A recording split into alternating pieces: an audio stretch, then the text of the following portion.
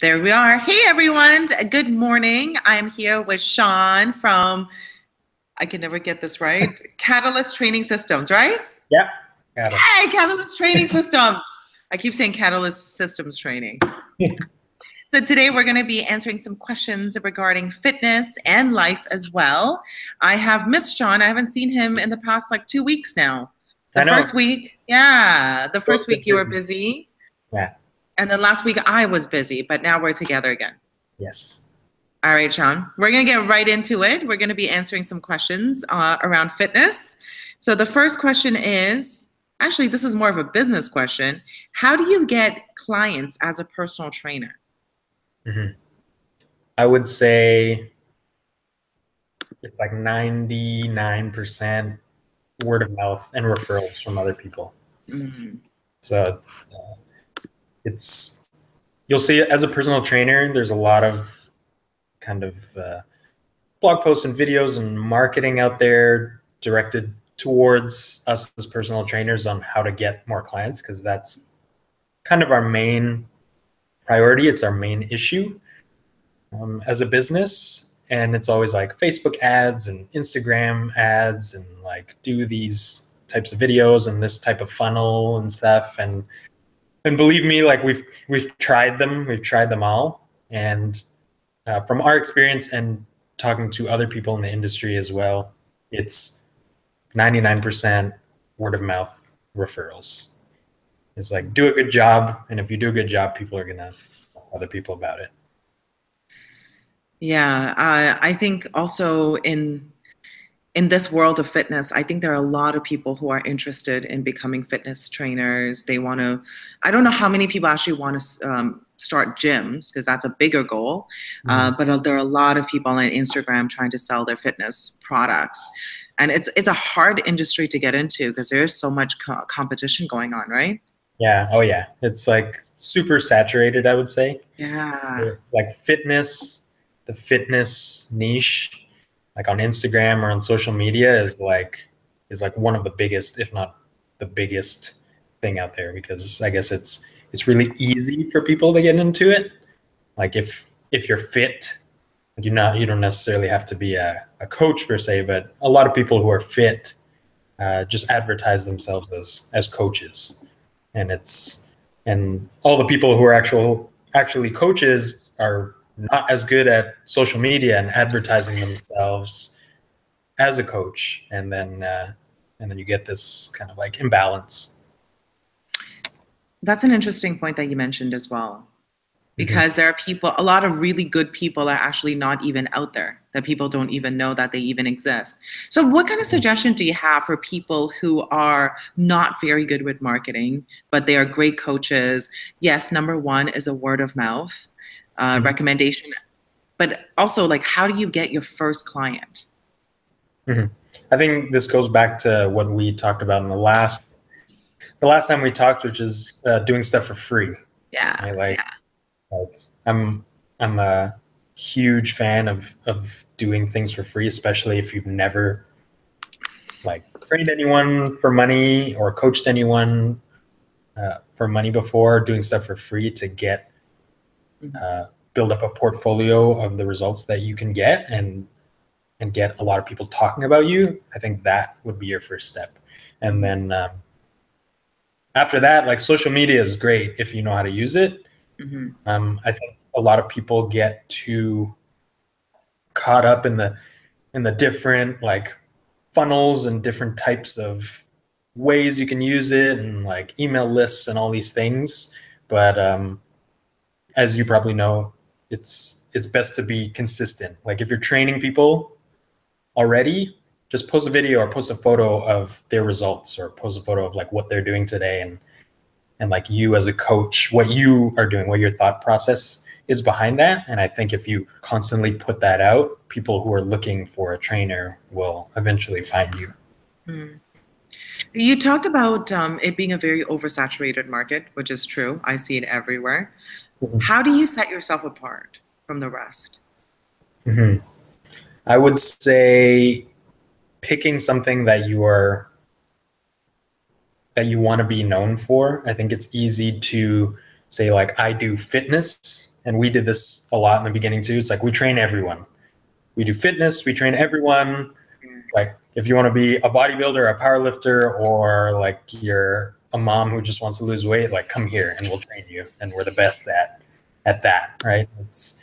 I think a lot of people do that, but no one's very few people are known for like a specific thing. Like we train middle-aged women between these ages for fat loss, and that's what we do. Yes, we can do other things like strength training, powerlifting, and stuff, but like we are known for this, and I think that's how you would separate yourself from all the other like fitness people.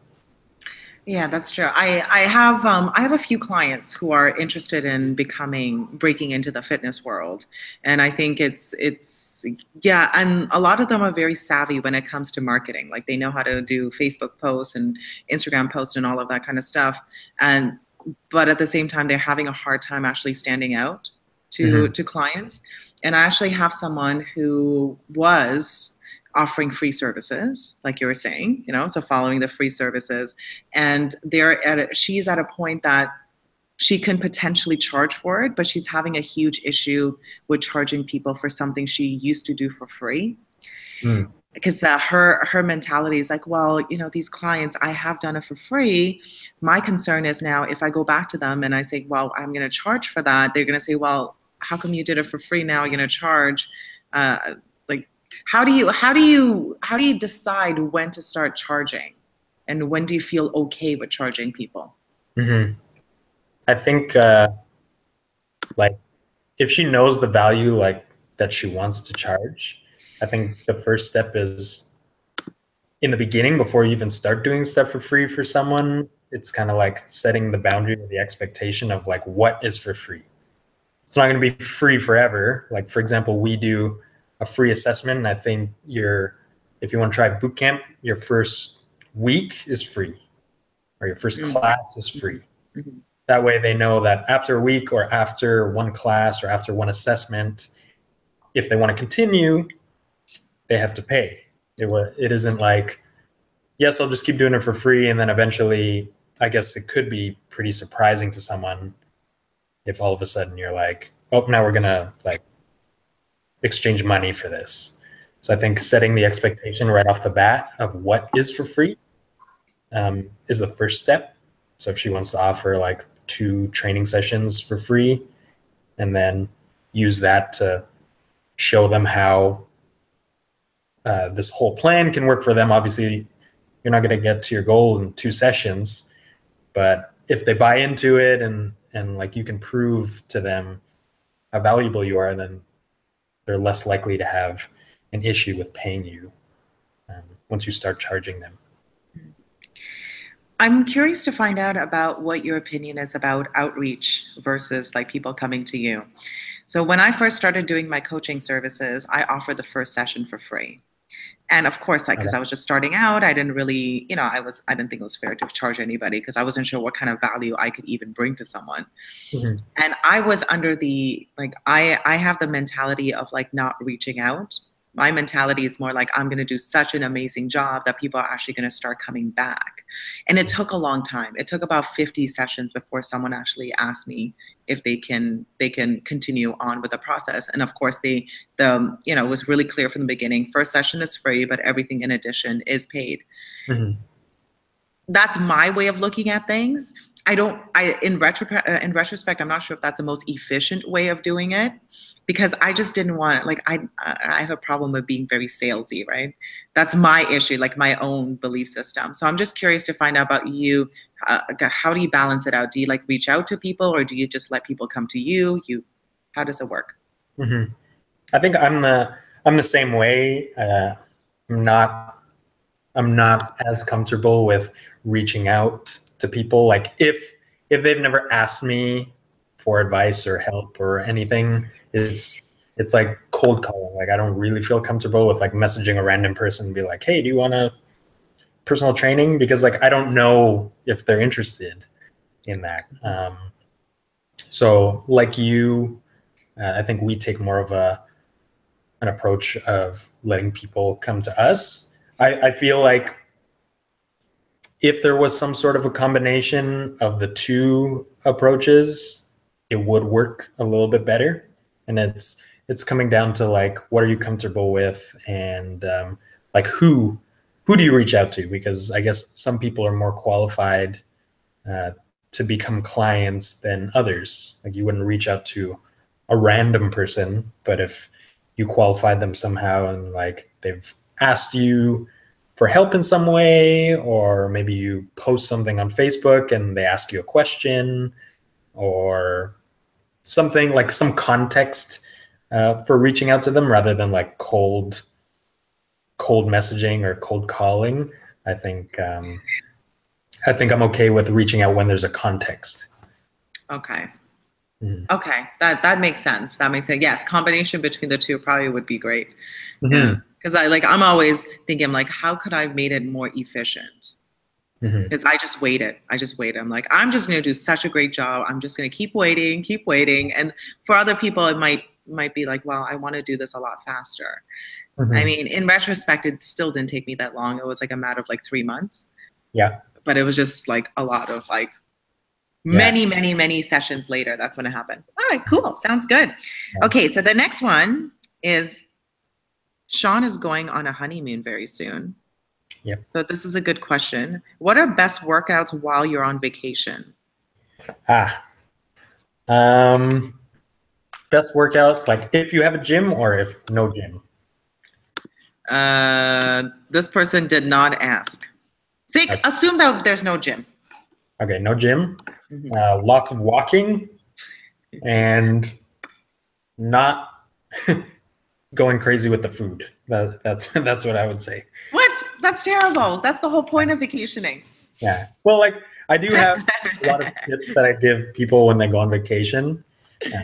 Because, like, yes, the point of vacation is like relax and eat whatever you want, but at the same time, you want to minimize the damage. Like, you don't want to go crazy. And knowing that you are going to eat a lot, it's a lot easier, like calorie wise. It's a lot easier for you to not eat than it is for you to do the same amount of exercise to burn off whatever it is that you would have eaten. Oh, I see what you mean. Yeah. Because, like, I don't know, one cookie can be like 80 calories. And for you to burn 80 calories of walking on a treadmill, it'd probably take you 8 minutes, where it takes like, 10 seconds to eat a cookie. Right? So that's why diet is so important. That seems pretty worth it to me. Yeah. 8 minutes is not that bad. I thought you were going to say something like way worse. Yeah. It's not that bad, but it adds up, right? So, like, most people don't eat one cookie. So I know I don't eat one cookie. So there's a lot of running. Yeah. And okay, so control the eating a little bit more, because it's hard. I just went to Vancouver just for 3 days. Like, I only went for 3 days, and I feel like I'm still like recovering for the amount of eating that I did. It's insane. And that's only 3 days. I can only imagine what like 2 weeks is gonna do to me. Yeah. Yeah. Be careful with the eating. But one cookie for 8 minutes, that's not too bad. I might still do it. That's not bad. But That's not bad. Lots of walking. Most people are able to walk on vacation, or you're going somewhere like scenic. Always try and get those steps up every day. And that's it. It's not lying on the beach with your cocktails. Yeah, exactly. Too much of that. All right, one last question before we go. This is okay. Actually, we've been talking about this. We're talking about a lot of people who are on Instagram, on Facebook, and in the fitness world. What do you think about authenticity in the fitness world? Like, there's a lot of debate around it. Like, people are photoshopping themselves. Like, how do you feel about that? What's your opinion? I think it's just how it's going to be. I don't think it's great, because I think the main detriment is giving people unrealistic expectations of what is real and what is possible, and it makes not only the coach, like the coach's job, more difficult, but it also makes it a lot harder mentally on the people themselves, the people who see these things and expect that you can get a body like something that's photoshopped or someone who has been training for 10 years in 8 weeks. And I think it's making all these expectations kind of unrealistic, because that's a lot of people get into fitness and like the photoshopping and stuff is because fitness is a big business, selling supplements and selling coaching programs and online coaching and things like that. And one of the main things to do is like post videos of people who are super fit or people who are have been like competing at very, very high levels and plastering like 8-week program or like 6-week program. And it kind of makes this mindset in the rest of the people, the general population who are watching this, thinking like, these are the things that are possible in 6 or 8 weeks. And if I go to a local trainer, this is what I expect. And for that reason, it's not great. Yeah, that's why everything. I think like the patience level is just becoming like lower and lower and lower. Like people just don't have the patience, right? Like how many times have you seen, like if you Google like how to, like sometimes I like to Google how to different things. It's like immediate, like how to lose 10 pounds in like 1 week, that kind of stuff. Um, I don't really have a solution to this. I don't really know what the answer is. I think a lot of people just lack patience. It takes a long time, like I was saying earlier too. I mean, I lacked patience when I was saying, "Oh, it took a long time for me to get, my first paying client." In actuality, it took like 3 months. That's not a long time, but in Yeah. my head, it felt like it was a long time, like 50 sessions. So it's yeah, I don't know. I don't know what the answer is for that one. Yeah. It's like I think I think yeah. that the world is like everything's built on convenience now, right? Like your phone and everything. So everything has to be like super fast. People get pissed if the Wi-Fi doesn't work or if the page doesn't load in 5 seconds or less than 5 seconds, right? Even though it loads, I don't know, 30 times faster than it did like when the internet came out. It's never fast enough. So everyone wants to put in the minimal effort and get the maximum result in the minimum time. Yeah. But I don't know, our bodies don't work that way. And it's very hard for people to grasp, and it works to their detriment because they give up. A lot of people will give up even if they're making progress, but it's not seen as Instagram speed or Facebook speed of progress. Yeah. Actually, that's what you mentioned was like our body is not built for that. I think there's a lot of things that you can shortcut in life. Mm-hmm. In my job for itself, like for me to be a really good speaker, I could shortcut the process by modeling the masters, getting a lot of feedback from people who are really great speakers, and then I could learn a lot quicker than me just standing and talking over and over again. But I think it's a good point that you mentioned is that our body has not adapted to this yet. Like a lot of things are speeding up. If you look at our technology over the last 100 years, it has evolved immensely, but our body is still trying to catch up. Yeah. So it's an important note that you mentioned. I like that. I like Mm-hmm. that because our body is still like evolving. It takes a long time to Yeah. actually get to that point. Because at the end of the day, it's like Hmm. you can be perfect with your nutrition and your training and stuff, but the body's only going to go as fast as it's going to go. And I try and tell people that when they start out, like this is how much you can expect to lose or gain if everything is perfect. Like there is a ceiling, right?